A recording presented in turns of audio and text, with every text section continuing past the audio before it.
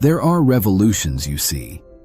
And there are revolutions you're not supposed to notice until they're already written into the fabric of your daily life.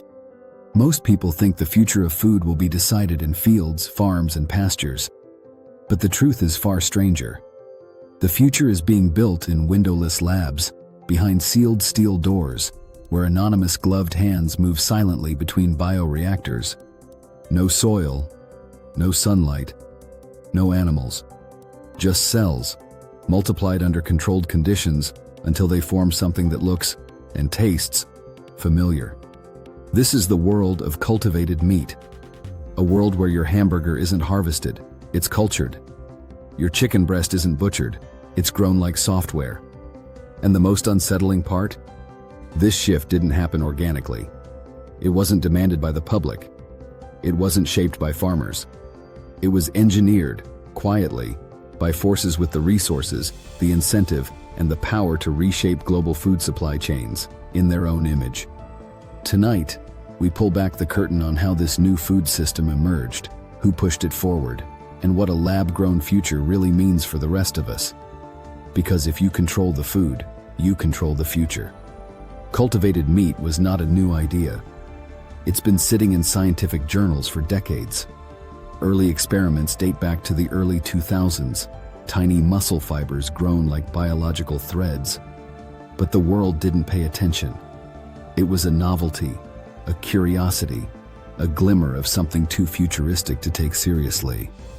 Then came the great inflection point: regulatory approvals. For the first time in history, governments began granting permission for companies to sell cultivated chicken to the public. Singapore led, then the United States. A quiet line had been crossed. Suddenly, the idea wasn't theoretical anymore. It had a legal pathway. It had policy backing. It had legitimacy.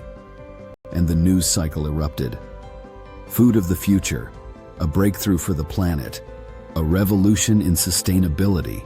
But the real story wasn't in the headlines. It was in the timing. Because just before cultivated meat became a media darling, something else happened. The money moved.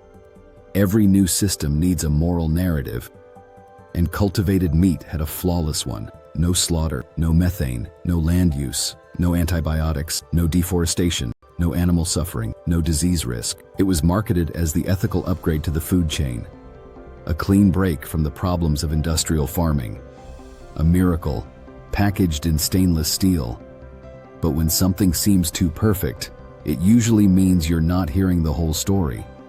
Because behind the glowing sustainability claims was a deeper truth. Cultivated meat wasn't being promoted solely for ethics, or climate, or health.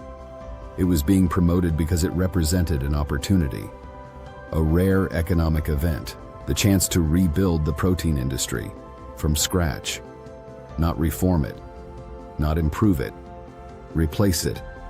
And whoever controlled that replacement would control global protein markets worth over $2 trillion a year. A market so large, so foundational, that whoever shapes it becomes a silent architect of society itself. When an industry promises to redefine something as essential as food, powerful players always circle first.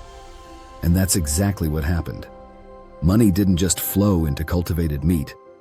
It surged in waves that revealed a deeper pattern. The first wave, idealistic venture capital, futurists, technologists, climate-focused investors, people who genuinely believed in the transformational potential of the technology. The second wave, strategic food and biotech giants, not farmers, not ranchers, corporate conglomerates, the kind that already control seeds, pesticides, packaged goods, pharmaceuticals. They weren't investing to save the planet. They were investing to own the platform the planet would eventually depend on.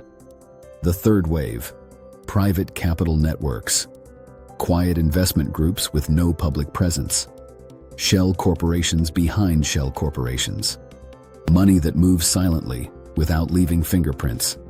This was the moment cultivated meat stopped being a scientific breakthrough and became a power play. Because food is not just food. Food is leverage. Food is dependency. Food is control. And when you replace agriculture, messy, unpredictable, decentralized, with a high-tech system that requires proprietary equipment, intellectual property, and billion-dollar facilities, the power doesn't go to farmers. It goes to whoever controls the bioreactors. Imagine a future where meat doesn't come from fields or pastures, but from factories. Imagine protein production condensed into industrial blocks, guarded not by fences, but by patents. Traditional food systems are messy. Weather changes, animals get sick, supply chains break, feed prices fluctuate. But a controlled biological system, that can scale like software. This is the dream of those investing behind the curtain, a food system where variables become constants, where risk becomes predictable, where meat becomes a manufactured product, not a living one. And with that shift comes a consequence nobody wants to talk about: the death of the independent farmer. You can replace cattle, you can replace chicken, you can replace pigs, but you can't replace a lab facility without millions in capital, global supply chains, intellectual property licenses, and access to proprietary growth media. And so, the quiet consolidation begins. A world where food becomes less like agriculture and more like pharmaceuticals. Fewer players, higher barriers, more dependency. Every industry has trade-offs. Cultivated meat is no exception. But the public rarely hears about the challenges. 1. Energy demands. Bioreactors require constant sterilization, climate control, and precision equipment. 2.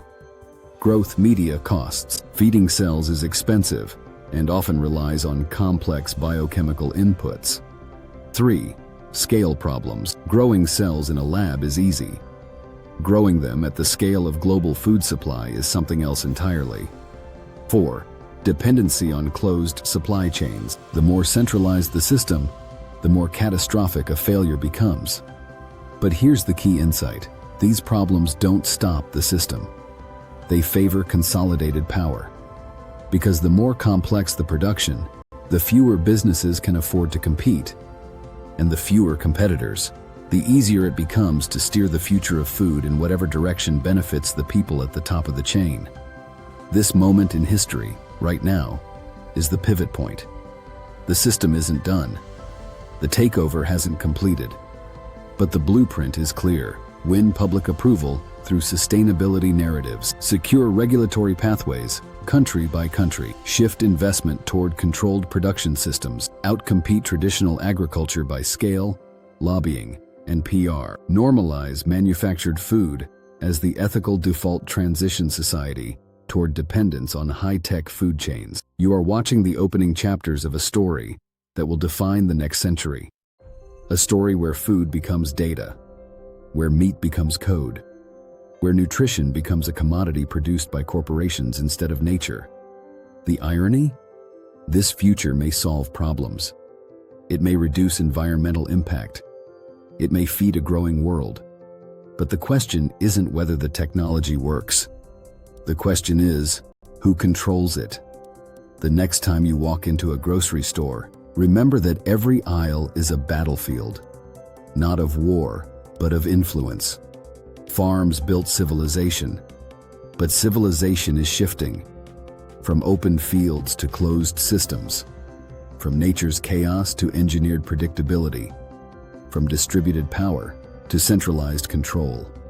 Cultivated meat is not the end of the food chain. It is the beginning of a new one. A chain built not on land, but on technology. Not on farmers, but on investors. Not on ecosystems, but on infrastructure.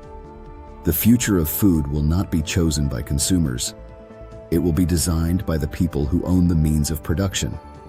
And in this new world, one truth remains. If you control the food, you control the future.